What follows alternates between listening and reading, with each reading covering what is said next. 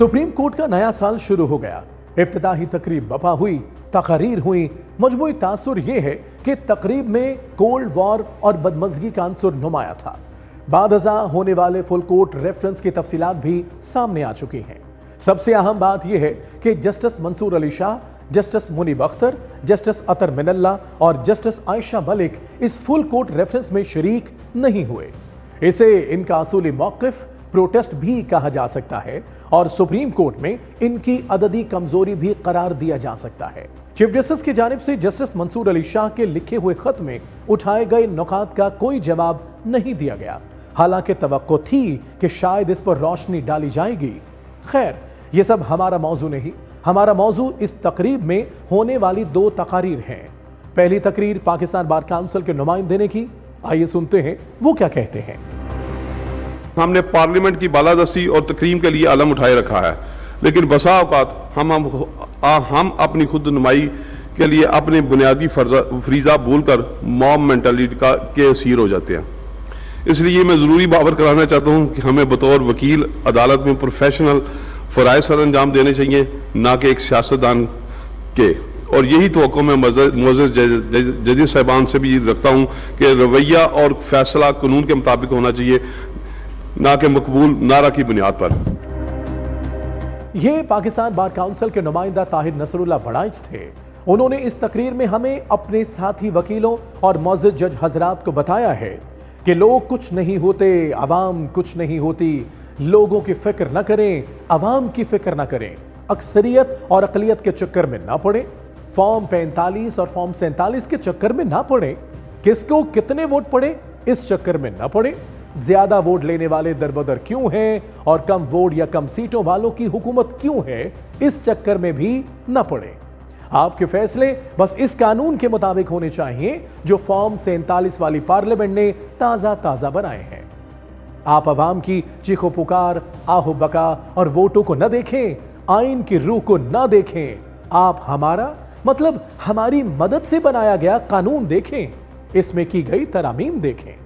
सीधे लफ्जों में कहें तो यह महसूस होता है कि मौसूफ की तरफ से दबे मीठे लफ्जों में साफ साफ तड़ी दी गई है कि किसी वकील को मौजूदा हुकूमत के खिलाफ वकालत करने की जरूरत नहीं और ना ही किसी जज को मौजूदा हुकूमत के खिलाफ कोई फैसला देने की इजाजत है। चलिए हम अपने अल्फाज में आपको समझाते हैं कि मौसूफ ने क्या फरमाया है।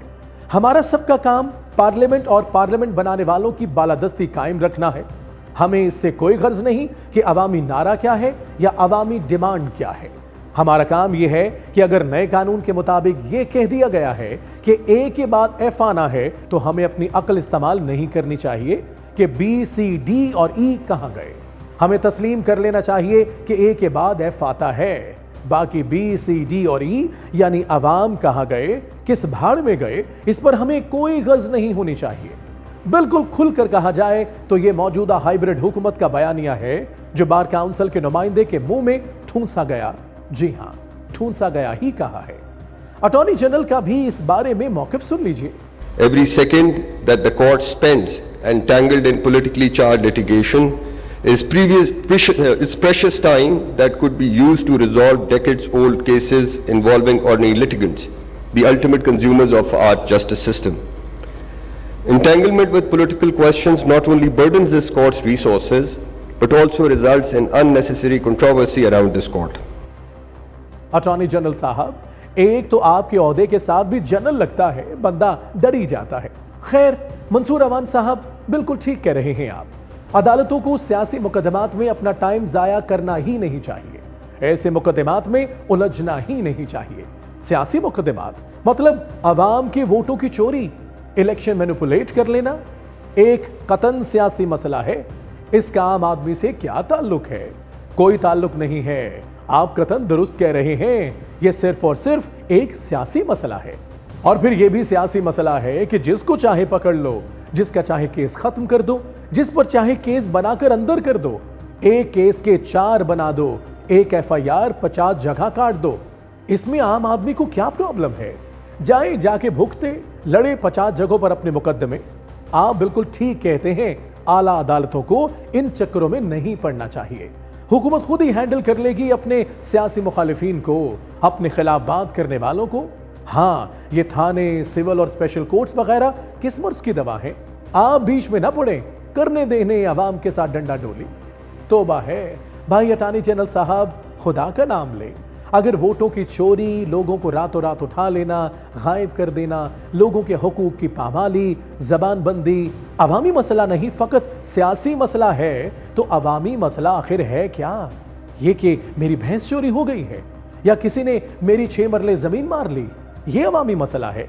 मतलब आप कहना चाहते हैं कि पूरे पाकिस्तान पर जो डाका मारा जा रहा है, इसके साथ जो फ्रॉड किया जा रहा है, वो अवामी मसला नहीं, वो बस सियासी मसला है।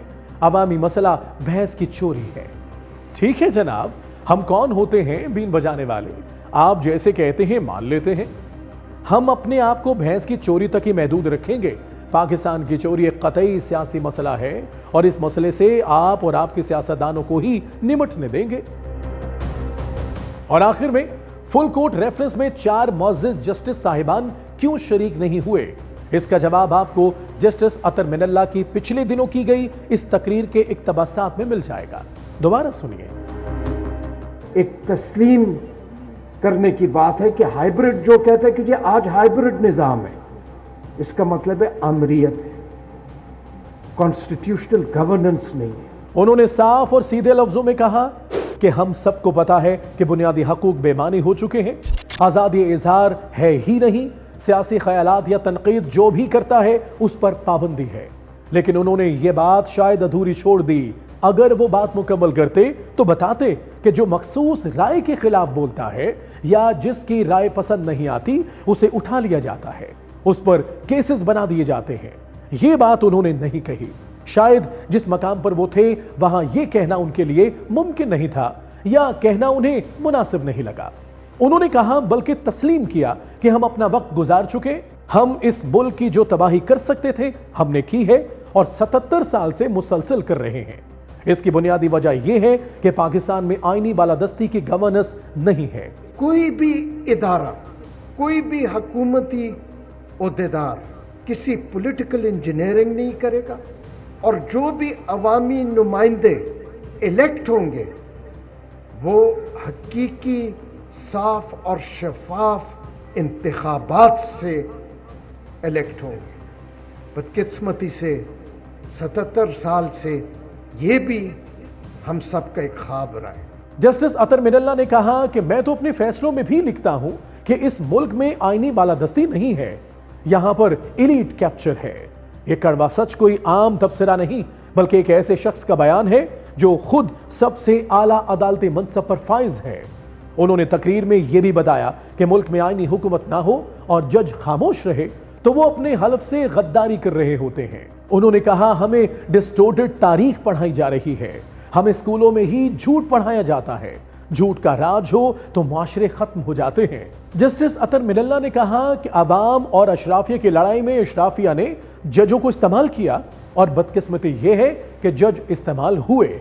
जजों ने खुद यह तस्लीम किया बाद में कि हम इस्तेमाल हुए, लेकिन किसी को कोई सजा नहीं दी गई।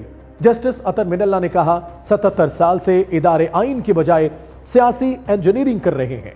अगर कोई कह रहा है कि ऐसा नहीं हो रहा तो वो खुद को ही नहीं अल्लाह ताला को भी धोखा दे रहा है। उनके तकरीर से यह भी पता चलता है कि 77 साल से पाकिस्तान आइन के मुताबिक नहीं चल रहा।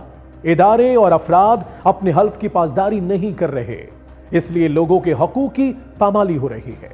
जस्टिस अतर मिनल्ला ने हमें, आपको, खुद को, अपने साथियों को, हमारे हुक्मरानों को, हमारे इदारों को, सबको आईना दिखाया है, सबको उनके फेलियर्स की वजूहात बताई हैं। मेरा ख्याल है किसी को इनसे नाराज नहीं होना चाहिए बल्कि सबको खुश होना चाहिए कि कोई तो ऐसा है जो हमें हमारी खराबियां बता रहा है। और हक तो यही है कि जस्टिस अतर मिनल्ला ने जो कुछ कहा है हम उन सब खराबियों को अपने से दूर करें, सिस्टम से भी दूर करें और मुआशरे से भी दूर करें। और यह बात याद रखने की है कि यह मशवरा सिर्फ आम आदमी के लिए नहीं है, असल में यह मशवरा हुक्मरानों के लिए है, इदारों के लिए है। इस तकरीर को बार बार सुने, हम सबको चाहिए इस तकरीर को बार बार सुने। Talk is live, like share subscribe कीजिए क्योंकि सच वही जो हम बोले। Talk is live.